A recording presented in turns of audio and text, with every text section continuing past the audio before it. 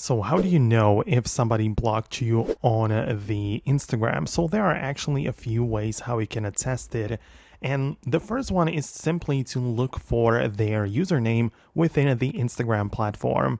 So you can type that into the search, and if it doesn't show it up, then it's possible that you are being blocked by that person.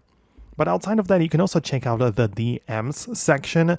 And if you have ever interacted with that person, you'll be able to see the chat right there. And when you click on the person associated with that chat and the account doesn't show up to you, like it's going to tell you that it is like blocked or whatever, that you don't see any photos, then of course you are most likely blocked.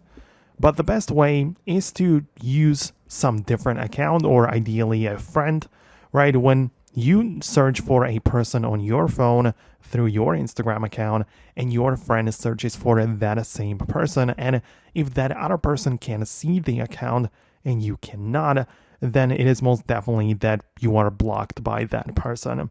So that's how it works. There are only like these indirect methods of knowing whether or not you are blocked. But that's going to be about it from me. I honestly hope that I could help you with this issue.